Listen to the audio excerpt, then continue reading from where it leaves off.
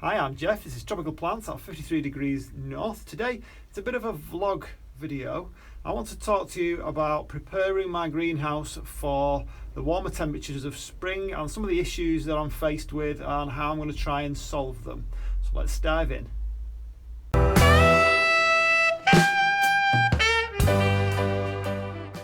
Okay, and we're in. So it's about the 6th, well it's exactly the 6th of March today as I record this vlog style video, and the temperature outside, well, we forecast this week it's going to be roughly during the day somewhere between 14 maybe 18, I think, on one of the better days, degrees Celsius.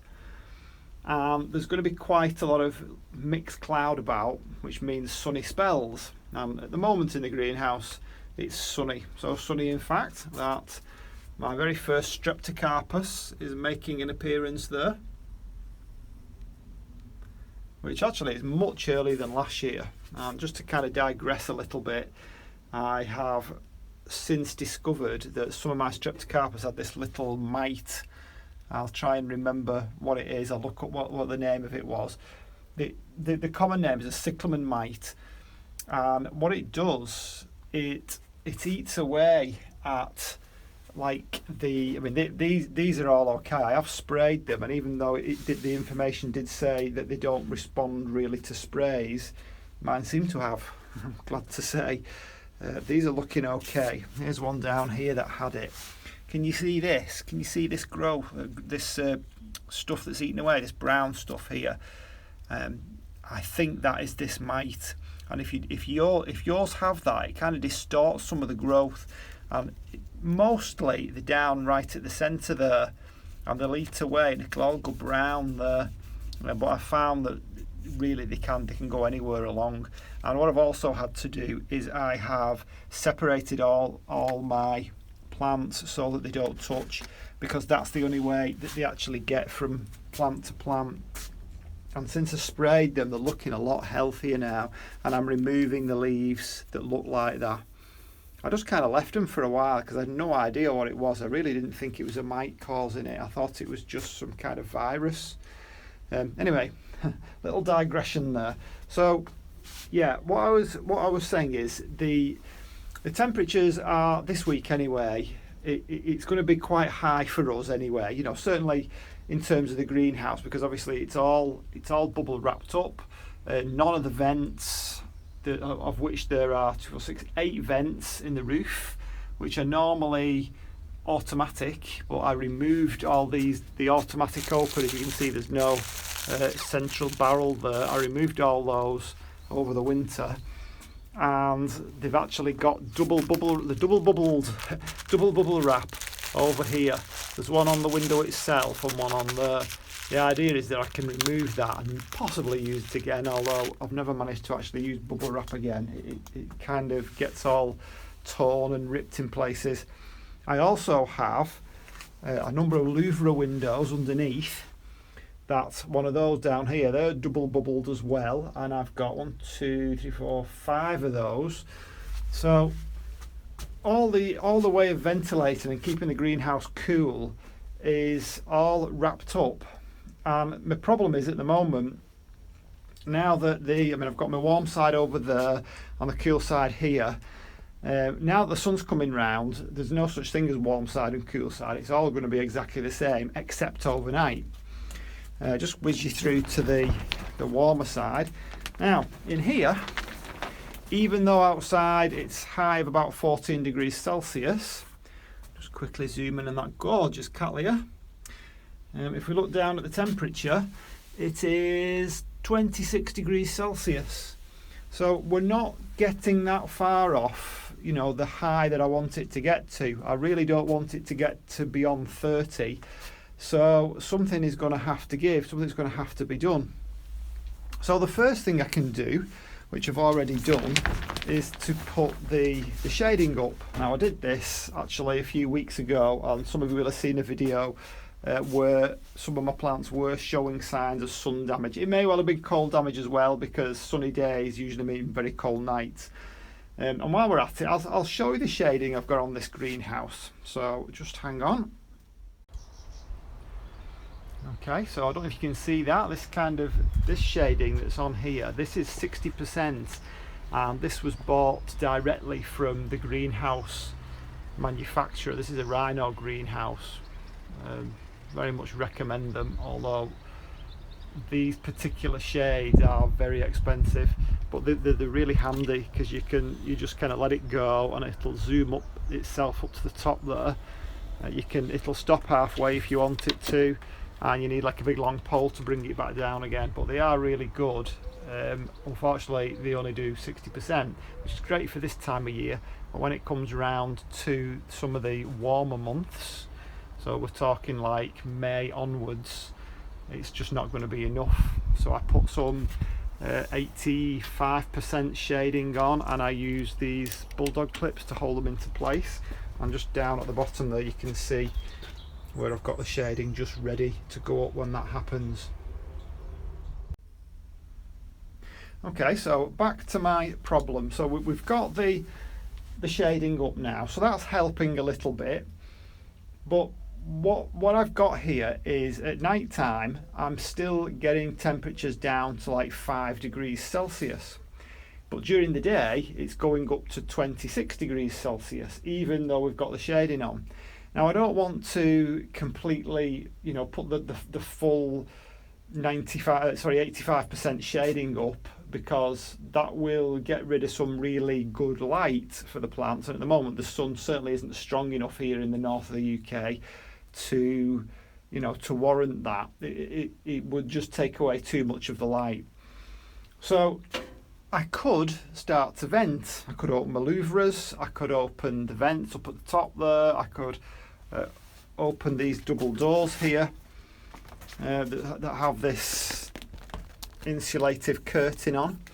That lets quite a bit of coolness in. But if I do that, then at night time my costs are going to go up, because obviously I would have to remove the double bubbles from the vents. So what do? I've got to do one or the other. I can't kind of do half and half. And I do think that when it comes around to summertime, my cool side and warm side is kind of it's all going to merge into one. So I'm going to remove that curtain then, because it won't really matter that, you know, when we get to the summer months, the whole thing will be the same temperature. Even at night time, you know, when we get temperatures of 15 degrees above, then it won't really matter. It's easy to remove. I can remove it, you know, it's only on with Velcro, so that's easily done. So here's what I'm going to try and do. My problem at the moment is very definitely the warm side. This is the smaller bit, and this is the part that seems to be heating up the quickest, and of course it doesn't have the doors, the double doors, so I can leave the double doors open on the other side, on the cooler side, during the day if I think it's getting too warm. So what I'm going to do is I'm going to take off the bubble wrap for these vents up here. I'm going to fit the barrels, I don't know what they're called, I'm calling them barrels, that go down the middle. And by the way, a good tip is, because they are activated by the heat, if you try and put them in when it's warm, then you have a big problem, because they start expanding. So what I've done is, I did it actually a couple of weeks ago in anticipation, I have put them in the fridge. So as soon as I want to do one, I take one out. Well, I'll have to prepare this first, bring it over, and then put it in straight away so that it's already in its contracted state. And I'm going to have to try and maintain this bubble wrap so that I can put it back up again if the temperatures fall enough, so that I've got kind of a best of both worlds there. I might even just leave the bubble wrap on the outer window and just take this layer off, not off everything, just off those vents. And the other thing is I can do is, which they're actually getting more and more difficult to get to, is the louvres. There's one right under there, one under there behind the fan, and one right under there. And these were nice and easy to get to initially. And if any greenhouse manufacturers are watching, which of course they won't be, but if they were, it would be really handy to have the control mechanism for that higher up, so you can actually get at it without having to crawl under the bench. So that's what I'm going to try and do. So we've got the first lot of shading up, and I'm looking at the warmer part of the greenhouse, but I want to be careful that it doesn't overheat. So I'm going to put those vents into place so that they can open up, and I'm going to open the louvres as well. Now that does lead to another problem, the humidity. As soon as I open the any kind of windows, then my humidity is going straight out of it, and if I leave the fogger switched on, then the humidity is going to be it'll be raised with the fogger, but the fogger will be on all day long. It just, you know, I'll be constantly going filling it up. So that leads me to another problem. So what I did last year, I actually put it on I attached it to one of these. I think these are Inkbird ones actually. This Inkbird temperature monitor. It's a control monitor or control thingy. I can't think of any better word than thingy at this particular moment.